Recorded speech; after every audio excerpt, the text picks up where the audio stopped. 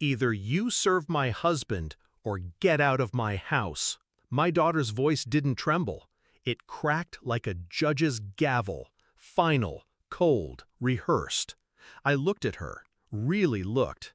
The girl I carried for 9 months.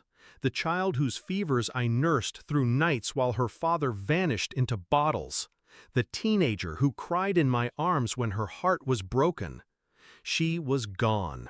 In her place stood a stranger in borrowed pride and a man's shadow. I smiled, not out of kindness, out of clarity.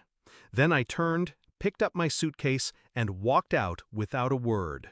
7 days passed, 22 missed calls. I remember the day she brought him home. Omar, soft hands, sharper tongue, always smiling too wide, always touching too much. He'd call me Mama, offer to do the dishes, pretend to help. But I saw the flicker in his eyes when no one was looking, the kind that sizes people up like furniture. I kept quiet, watched, waited. Then came the little comments. She forgets things sometimes. Maybe don't let her handle the finances, babe. She's old-fashioned. You know how these women are. And she'd laugh, shrug, let it pass. I noticed how she stopped asking me to cook, how my bank card started mysteriously declining at grocery stores, how her eyes started avoiding mine at dinner, and I knew. Not all betrayals come with slaps or screams.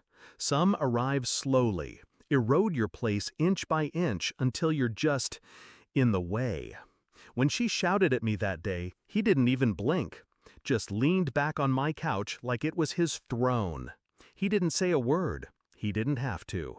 She'd already chosen. But they forgot something. This wasn't their house. It was mine.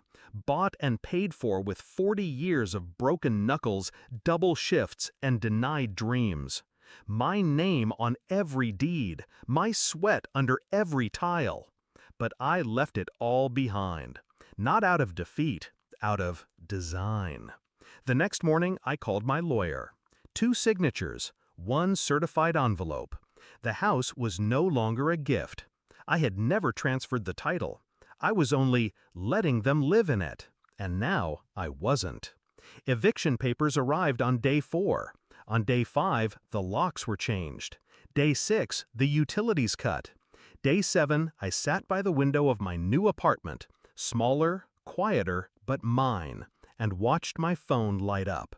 22 missed calls. She came that evening. No makeup, hair tied in the lazy bun I used to braid for her before school. Her voice cracked now. Why would you do this? I didn't raise my voice, didn't cry.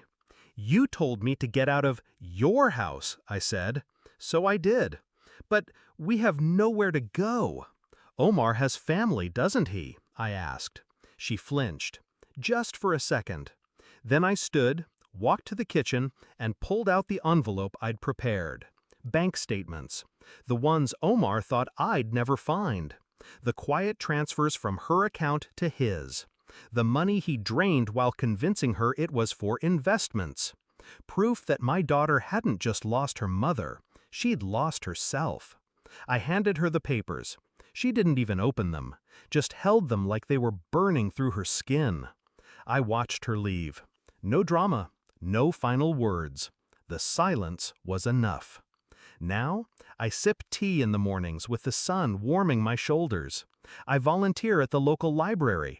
The landlord offered me a job managing the building's finances after I helped him find a $12,000 accounting error.